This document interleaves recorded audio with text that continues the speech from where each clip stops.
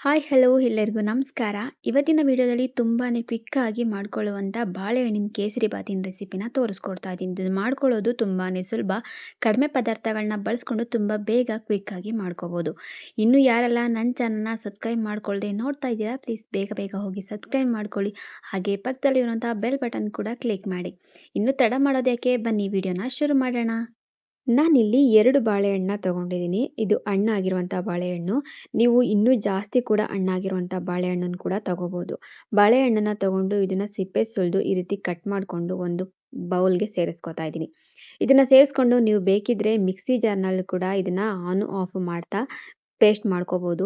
ಹಾಗೆ ಸ್ಪೂನ್ ಸಹಾಯದಿಂದ ಕೂಡ ಇದನ್ನ ಹಾಗೆ ಸ್ಮ್ಯಾಶ್ ಮಾಡಿಕೊಂಡು ಕೂಡ ಇದನ್ನ ಪೇಸ್ಟ್ ಮಾಡ್ಕೋಬೋದು. ನಾನಿಲ್ಲಿ ಒಂದು ಸ್ಪೂನ್ ಸಹಾಯದಿಂದನೇ ಇದನ್ನ ಚೆನ್ನಾಗಿ ಪೇಸ್ಟ್ ಮಾಡ್ಕೋತಿದ್ದೀನಿ. ಬಾಳೆಹಣ್ಣಿನ ಪೇಸ್ಟು ಪೂರ್ತಿಯಾಗಿ ರೆಡಿ ಆಗಬೇಕು, ಗಂಟು ಸಿಗಬಾರ್ದು. ಆ ರೀತಿ ಕೂಡ ಇದನ್ನ ಚೆನ್ನಾಗಿ ಪೇಸ್ಟ್ ಮಾಡ್ಕೊಂಡಿದ್ದೀನಿ. ನಾನಿವಾಗ ಪೇಸ್ಟ್ ರೆಡಿ ಆಗಿದೆ. ಇವಾಗ ಇದನ್ನ ಪಕ್ಕಕ್ಕೆ ಎತ್ತಿಟ್ಕೊಂಡಿದ್ದೀನಿ. ನೆಕ್ಸ್ಟ್ ನಾನಿಲ್ಲಿ ಸ್ಟವ್‌ನ ಆನ್ ಮಾಡಿಕೊಂಡು ಒಂದು ಪಾನ್ ಇಟ್ಕೊಂಡಿದ್ದೀನಿ. ಪಾನ್‌ಗೆ 1 ಟೇಬಲ್ ಸ್ಪೂನ್ ಆಗುವಷ್ಟು ತುಪ್ಪ ಕೂಡ ಸೇರಿಸ್ಕೊತಿದ್ದೀನಿ. ತುಪ್ಪದ ಬದಲು ನೀವಿಲ್ಲಿ ಎಣ್ಣೆನೂ ಕೂಡ ಸೇರಿಸ್ಕೋಬೋದು. ತುಪ್ಪಕ್ಕೆ ನಾನು 1 ಬೌಲ್ ಆಗುವಷ್ಟು ರವೆನ ಸೇರಿಸ್ಕೊಂಡಿದ್ದೀನಿ. ನಾನಿಲ್ಲಿ ಚಿರೋಟಿ ರವೆನ ತಗೊಂಡಿದ್ದೀನಿ. ನೀವು ಯಾವ ರವೆ ಬೇಕಿದ್ರೂ ತಗೋಬೋದು. ನಾನಿಲ್ಲಿ ಚಿರೋಟಿ ರವೆ ಇದ್ದಿದ್ದರಿಂದ ಚಿರೋಟಿ ರವೆನ ತಗೊಂಡಿದ್ದೀನಿ. ಇದನ್ನ ಸೇರಿಸ್ಕೊಂಡು ಚೆನ್ನಾಗಿ ಒಂದು 5 ನಿಮಿಷ ಚೆನ್ನಾಗಿ ಹುರ್ಕೋಬೇಕು. ತುಪ್ಪನ ಸೇರಿಸ್ಕೊಂಡು ಹುರ್ಕೊಳ್ಳೋದ್ರಿಂದ ಕೇಸರಿ ಬಾತು ತುಂಬಾನೇ ಚೆನ್ನಾಗಾಗುತ್ತೆ, ತುಂಬಾನೇ ರುಚಿಯಾಗಿರುತ್ತೆ. ಹಾಗಾಗಿ ನಾನಿಲ್ಲಿ ತುಪ್ಪನ ಸೇರಿಸ್ಕೊಂಡಿದ್ದೀನಿ. ಇದನ್ನ ಚೆನ್ನಾಗಿ ಒಂದು 5 ನಿಮಿಷ ಆದರೂ ಕೂಡ ಉರಿನ ಕಡಿಮೆ ಉರಿ ಇಟ್ಕೊಂಡು ಚೆನ್ನಾಗಿ ಫ್ರೈ ಮಾಡ್ಕೊತಾ ಇದ್ದೀನಿ. ರವೆ ಉರಿತಾ ಸ್ವಲ್ಪ ಕಲರ್ ಚೇಂಜ್ ಆಗೋದಕ್ಕೆ ಶುರು ಆಗುತ್ತೆ. ಅಲ್ಲಿವರೆಗೂ ಕೂಡ ರವೆನ ಚೆನ್ನಾಗಿ ಫ್ರೈ ಮಾಡ್ಕೋಬೇಕು. ಇವಾಗ ಇದು ರೆಡಿ ಆಗಿದೆ ರವೆ. ನಾನು ನೀಟಾಗಿ ಹುರ್ಕೊಂಡಿದ್ದೀನಿ. ಇವಾಗ ಇದನ್ನ ಪಕ್ಕಕ್ಕೆ ಎತ್ತಿಟ್ಕೊಳ್ಳೋಣ. ರವೆ ರೆಡಿ ಆಗಿದೆ. ಅದನ್ನ ಪಕ್ಕಕ್ಕೆ ಎತ್ತಿಟ್ಕೊಂಡು ಸ್ಟವ್ ಮೇಲೆ ಇನ್ನೊಂದು ಪಾತ್ರೆನ ಇಟ್ಕೊಂಡು ಪಾತ್ರೆಗೆ ಒಂದು 3 ಟೇಬಲ್ ಸ್ಪೂನ್ ಆಗುವಷ್ಟು ತುಪ್ಪನ ಸೇರಿಸ್ಕೊತಿದ್ದೀನಿ.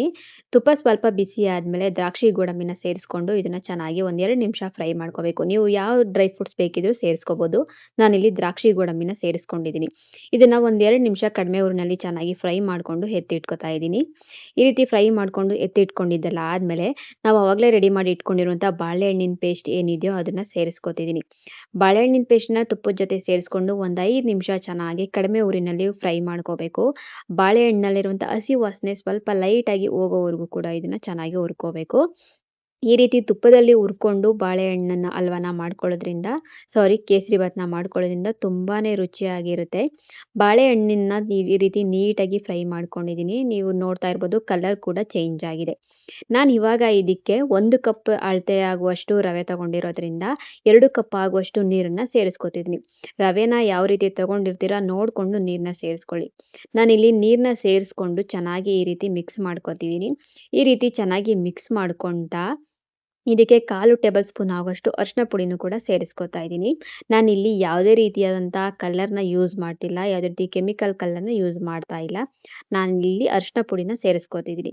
ಅರಿಶಿನ ಪುಡಿನ ಸೇರಿಸ್ಕೊಂಡು ಚೆನ್ನಾಗಿ ಮಿಕ್ಸ್ ಮಾಡ್ಕೊತಾ ಒಂದು 2 ನಿಮಿಷ ಇದನ್ನು ಚೆನ್ನಾಗಿ ಕುದಿಯೋದಕ್ಕೆ ಅಂತ ಬಿಡಬೇಕು. ಈ ರೀತಿ ಚೆನ್ನಾಗಿ ಮಿಕ್ಸ್ ಮಾಡ್ಕೊತಾ ಇರಿ.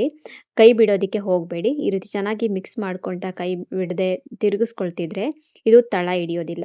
ಇದು ಇವಾಗ ಚೆನ್ನಾಗಿ ಕುದೀತಾ ಇದೆ. ಇವಾಗ ನಾನಿಲ್ಲಿ ರೆಡಿ ಮಾಡಿ ಇಟ್ಕೊಂಡಿರುವಂಥ ರವೆನ ಸೇರಿಸ್ಕೊತಿದ್ದೀನಿ. ನಾವು ಆವಾಗಲೇ ಹುರಿದಿಟ್ಕೊಂಡಿದ್ವಿ ಅಲ್ವಾ, ಅದೇ ರವೆನ ಸ್ವಲ್ಪನೇ ಸೇರಿಸ್ಕೊಂಡು ಈ ರೀತಿ ಮಿಕ್ಸ್ ಮಾಡ್ಕೊತ ಚೆನ್ನಾಗಿ ಫ್ರೈ ಮಾಡ್ಕೋಬೇಕು. ರವೆನ ಒಂದೇ ಸರಿ ಮಿಕ್ಸ್ ಮಾಡ್ಕೋದಕ್ಕೆ ಹೋಗಬೇಡಿ.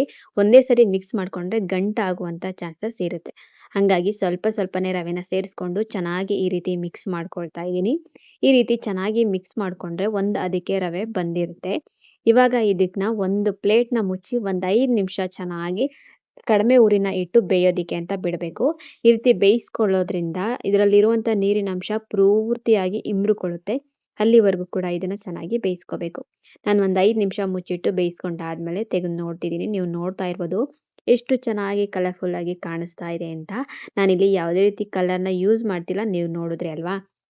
ಇದಿವಾಗ ರೆಡಿ ಆಗಿದೆ. ನಾನು ಇವಾಗ ಇದಕ್ಕೆ 1 ಕಪ್ ಆಗುವಷ್ಟು ಸಕ್ಕರೆನ ಸೇರಿಸ್ಕೊತಾ ಇದ್ದೀನಿ. ನೀವು ಇದಕ್ಕೆ ಬೆಲ್ಲನೂ ಕೂಡ ಸೇರಿಸ್ಕೋಬೋದು. ಸಕ್ಕರೆ ಅಥವಾ ಬೆಲ್ಲ ಆಪ್ಷನಲ್ಲು, ನಿಮಗೆ ಯಾವ್ದು ಬೇಕೋ ಅದನ್ನು ಸೇರಿಸ್ಕೊಳ್ಳಿ. ನಾನಿಲ್ಲಿ ಸಕ್ಕರೆನ ಸೇರಿಸ್ಕೊಂಡು ಹಾಗೆ ಒಂದು 2 ರಿಂದ 3 ಏಲಕ್ಕಿನೂ ಕೂಡ ಕುಟ್ಟಿ ಪುಡಿ ಮಾಡಿಕೊಂಡು ಸೇರಿಸ್ಕೊಂಡಿದ್ದೀನಿ. ಇದನ್ನು ಚೆನ್ನಾಗಿ ಮಿಕ್ಸ್ ಮಾಡ್ಕೊಳ್ತಾ ಒಂದು 2 ನಿಮಿಷ ಲೋ ಫ್ಲೇಮ್‌ನಲ್ಲಿ ಇಟ್ಕೊಂಡೆ ಇದನ್ನು ಚೆನ್ನಾಗಿ ಫ್ರೈ ಮಾಡ್ಕೋಬೇಕು. ಈ ರೀತಿ ಚೆನ್ನಾಗಿ ಮಿಕ್ಸ್ ಮಾಡ್ಕೊಳ್ತಾ ಇದ್ದೀನಿ. ಸಕ್ಕರೆನ ಸೇರಿಸ್ಕೊಂಡಿರೋದ್ರಿಂದ ಇದು ಸ್ವಲ್ಪ ಲೈಟಾಗಿ ನೀರು ಬಿಟ್ಕೊಳ್ಳೋದಕ್ಕೆ ಶುರು ಆಗುತ್ತೆ. ಹಂಗಾಗಿ ಇದು ಸ್ವಲ್ಪ ಲೈಟಾಗಿ ತೆಳುವಾಗಿರುತ್ತೆ. ಇವಾಗ ಇದಕ್ಕೆ ನಾನು ರೆಡಿ ಮಾಡಿ ಇಟ್ಕೊಂಡಿರುವಂಥ ದ್ರಾಕ್ಷಿ ಗೋಡಂಬಿ ಹಾಗೆ ಎಕ್ಸ್ಟ್ರಾ ಒಂದು 2 ಟೇಬಲ್ ಸ್ಪೂನ್ ಆಗುವಷ್ಟು ತುಪ್ಪನ ಕೂಡ ಸೇರಿಸ್ಕೊತಿದ್ದೀನಿ. ನೀವು ಬೇಕಿದ್ರೆ ಇನ್ನೂ ಜಾಸ್ತಿ ಕೂಡ ತುಪ್ಪನ ಸೇರಿಸ್ಕೋಬೋದು.